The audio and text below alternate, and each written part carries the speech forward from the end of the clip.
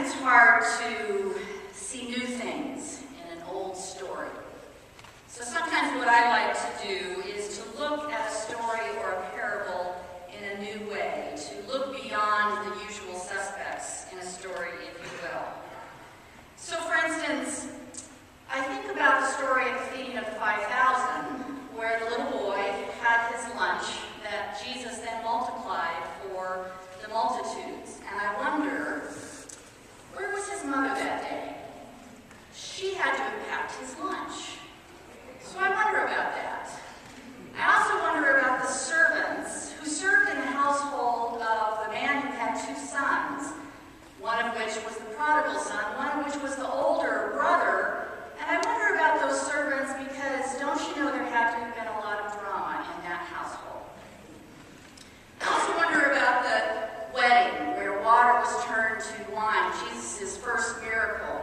And I wonder about that couple who got married in that time and that day. And how was that event of having the water turned into wine, how did that impact their life together for hopefully many years? So as I was looking at the passage from Luke today, the parable of the rich fool, I started to wonder, well, what about the rich fool's wife? He had to have been married, I suspect. So I bring the rich fool's wife's story to you today. This is Rachel Moen reporting to you from the farm of the late Benjamin Gluckman. The sudden demise of Mr. Gluckman last week came as a shock to this community as Gluckman had just met with the village leaders about a run for president of the Farm Bureau.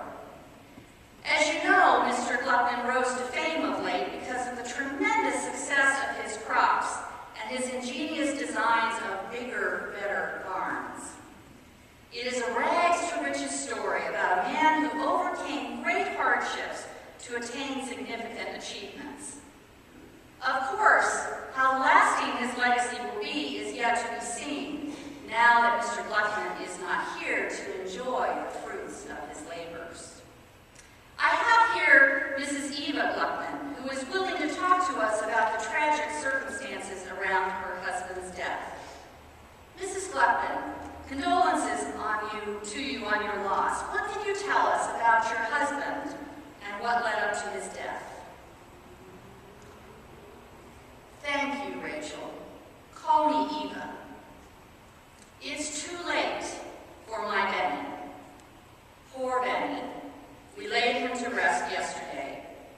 Since the day I met him, I called him my Benny. We were together 41 years, and we have 3 sons, Joseph, Joshua, and Jacob. Poor boys.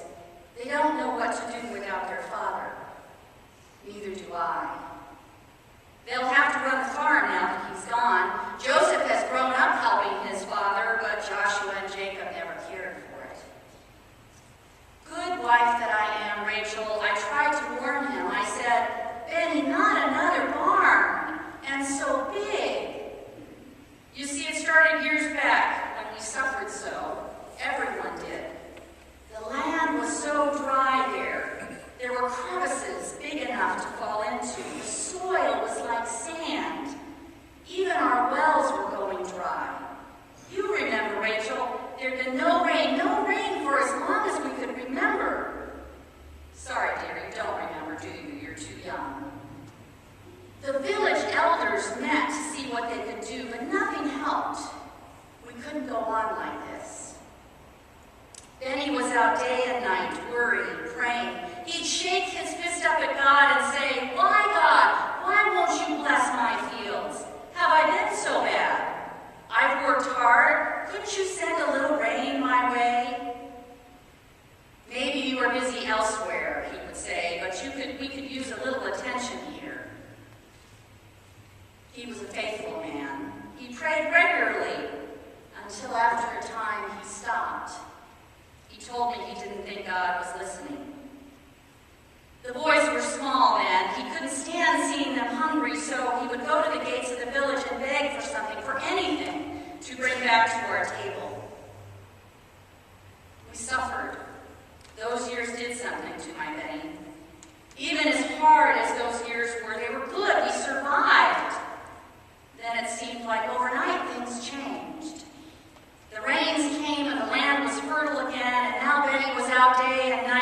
keep up with the crops. The boys helped him work the fields, and men would come from the village to see if he needed extra hands, and then he would hire as many as he needed at the time.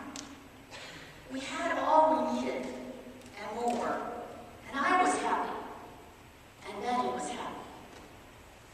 That's when Benny started to build his barns. I remember the day like yesterday when Benny came into the house and said, "Eva, what shall I do? I don't have anywhere to store my crops." You see, the only barn we had was old now. It never had crops in it during the dry years. It gave shelter to our goats, and the boys played in it when they were small. Benny had started to put the extra crops in there, and there wasn't room, for the harvest was coming. I told him that we had enough, and we should let Abe and Joe and Adam, our extra hands, take what they needed back to their families. And the rabbi must need something. And Aaron's widow Judith, poor Judith, she had no one and nothing to help her. He was up for many nights thinking about the problem, and he came to me one morning and said, "Eva, I know what I'm going to do. I'm going to tear down the old barn and build a bigger one, maybe even two. I'm sure we'll need them. That way I'll have enough stored away for years to come. We can make sure the boys have enough. You'll never have to worry again, Eva, about what we are going to eat or whether we have enough to buy the clothes that you like. And our boy Joseph is finally getting married, and we must save to invite the whole village to eat, drink, and be merry." My Benny used to have a very sensitive and wise soul. His friends would come to him for counsel and advice during those years when we all suffered, and he knew what to tell them. They would pray together for God's blessing, and we would share what little we had. During that time we were poor, we had nothing. But at night we would come together around our table, even when it didn't have anything on it. And we'd light our candles and say our prayers, and Benny would say to me, "Eva, someday we will be rich." And I'd look at him and my handsome boys, and I'd say to him, "Benny, we are rich." And he'd shake his head and laugh. It was different when he started to build his barns. That was all he could think about. Of course, Rachel, you can see he was very good at building barns. That barn over there was the first one he built after he tore the old one down. It now looks small compared to the bigger and better ones he dreamed up. He built up a reputation for what size barn was best for what size crops, and nothing was too big because he always believed there would be more crops, more goods. He couldn't have enough. He didn't have time anymore for his friends to come to him, although they tried. The few times he would go to the gate to see his friends, they'd leave after a while saying, "What's the use? All Benny can talk about are his barns." My boys tried to talk to him, and he wasn't even listening to them. When we first were married, sometimes at night Benny would ask me, "Eva, what do you think? Tell me." And I would tell him. But when he began building his barns, he didn't ask me anymore. He knew I didn't want any more barns. There were so many that needed help. I shared what I could with the widow Judith and the other poor souls who were struggling just as we had. Then one day, Benny saw me take a young man out to the barn to get something to eat so that he could take back to his family.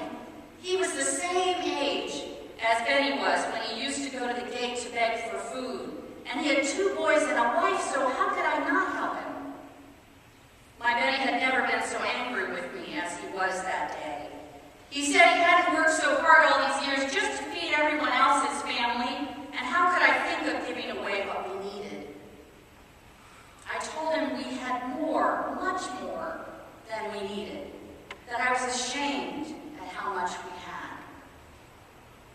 He said he hadn't even begun to do all that he planned, and he showed me the drawing for another barn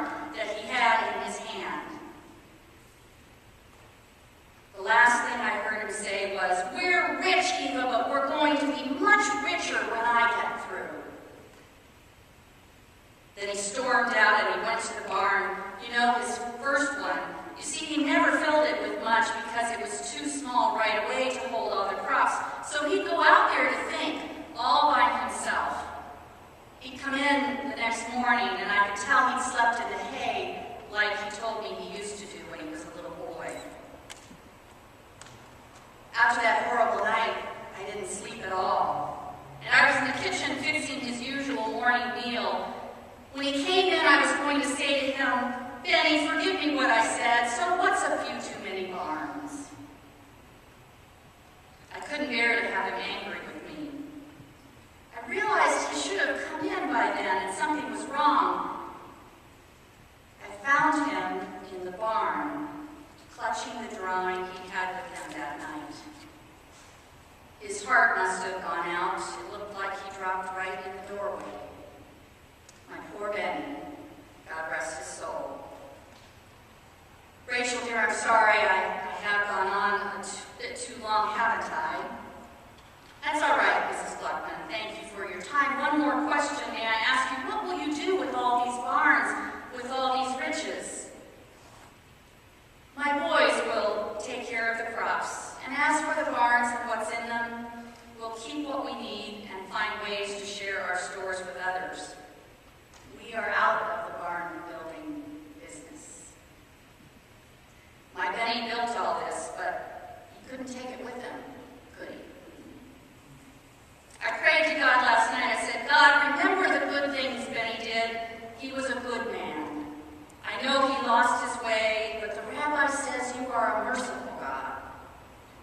When we buried him, I grabbed a fistful of dirt, the dirt that was both our curse and our blessing. And as I threw it into the grave, I looked up and said, maybe my Benny thought you stopped listening to him, but I know you have always been there when our table was empty and when our table was full. God, please forgive him. My boy Joshua told me he remembered when he had nothing on the table to eat and one old barn. And he said that life was still good then because we had each other. He knows it's not the barns and the stuff in them that made us rich. My Joshua's a smart one. Thank you, Mrs. Gluckman. It's Eva, dear. Call me Eva. This is Rachel Mullen reporting from the Gluckman farm, where it appears that the legacy of Benjamin Gluckman that he left has nothing to do with his crops or his barns. It gives all of us pause to remember what we have, and that being rich is not about how much money you have or how many barns you build. It's about a whole